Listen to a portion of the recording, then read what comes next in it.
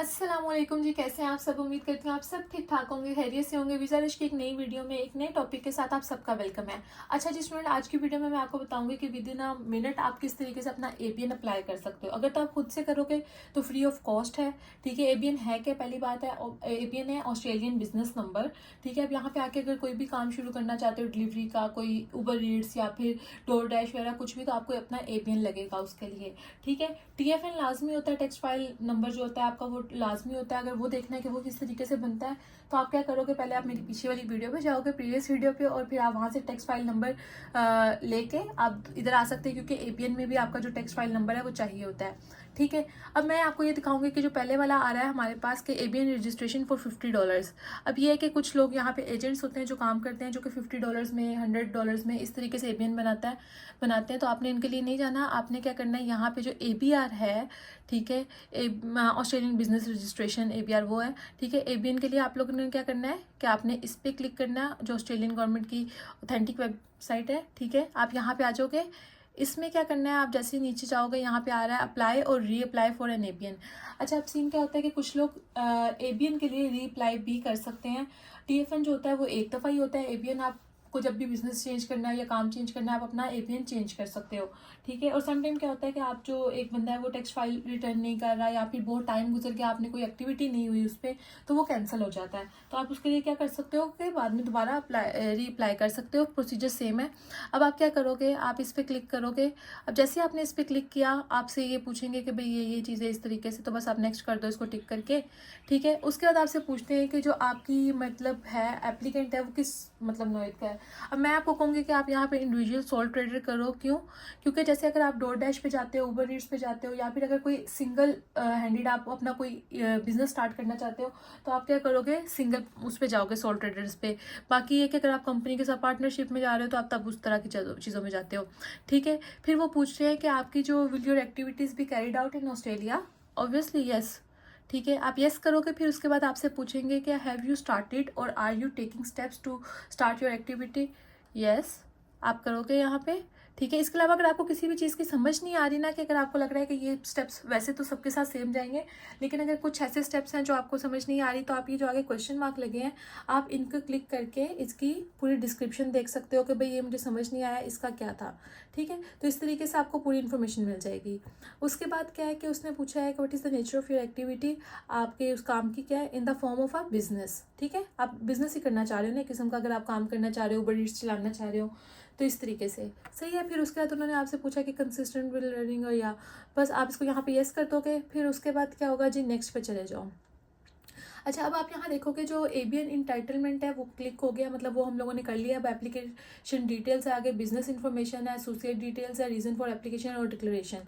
ठीक है, तो ये 4-5 स्टेप्स हैं, इसको कर दिया आप, वो दोबारा से उसने समरी दिया, आप नेक्स्ट कर दो। ठीक है, आपने जैसे ही यस कर दिया, उसके बाद क्या है कि उसने आपने पहले आपने सोल ट्रेडर्स चूज़ कर लिया था, उसके उसने कहा कि जो does the applicant currently have an Australian number, अगर आपके पास अभी है तो आप कर दोगे कि यस, अगर नहीं है तो आप कहोगे नहीं।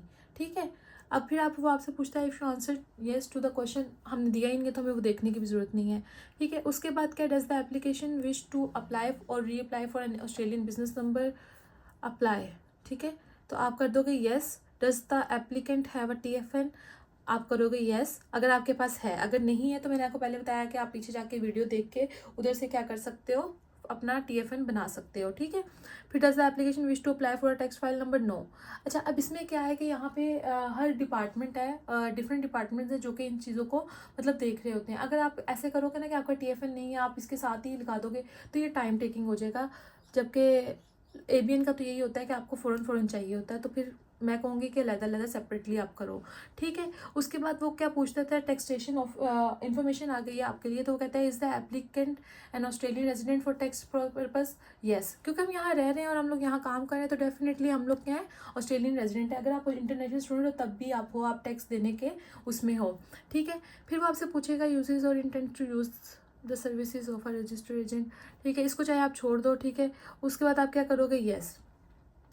अच्छा, अब जैसे आप येस पे आ जाते हो, उसके बाद क्या है जी, आपके एप्लीकेंट की इन्फॉर्मेशन है सारी, आप अपना नाम वगैरह दोगे और इस तरीके से। फिर उसके बाद क्या हो जाएगा कि आप जैसे नेक्स्ट स्टेप पे जाओगे, वो आपसे पूछेगा कि मेन जो बिज़नेस एक्टिविटी की जो डेट्स हैं या किस तरह, जैसे आपसे पूछें कब से आपने स्टार्ट करना है, तो अगर आप तो डाल दोगे कि मिसाल के तौर पे मैं कहती हूँ मैंने 15 से स्टार्ट करना है, तो अब मैं 15 डाल दूंगी नेक्स्ट मंथ की जो भी है।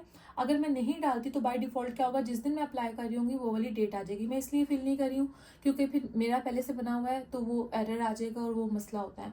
ठीक है, उसके बाद वो आपसे पूछेंगे कि किस तरह की कैटेगरी का आप बिज़नेस करना चाह रहे हो। आप बोलोगे फूड डिलीवरी करना चाह रहे हैं, उबर ईट्स करना चाह रहे हैं, डोर डैश करना चाह रहे हैं। और अब देखें ना, उबर ईट्स वगैरह में भी आपके पास और ऑप्शन आ जाते हैं कि लेट्स से आप कहते हो कि मैं अल्कोहल ट्रांसफ़र करना चाह रहा हूँ, मैं ड्रिंक्स सिर्फ देना चाह रहा हूँ, मैं सिर्फ खाना दूंगा, मतलब इस तरह की चीज़ें आ जाती हैं कि आप डिफरेंट डिफरेंट वो कर सकते हो।